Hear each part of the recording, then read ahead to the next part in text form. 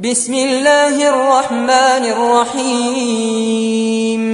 الحمد لله الذي أنزل على عبده الكتاب ولم يجعل له عوجا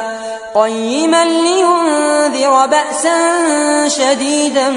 من لدنه ويبشر المؤمنين الذين يعملون الصالحات أن لهم أجرا حسنا ماكثين فيه أبدا وينذر الذين قالوا اتخذ الله ولدا ما لهم به من علم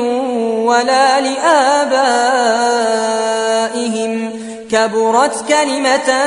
تخرج من أفواههم إن يقولون إلا كذبا فلعلك باخع نفسك على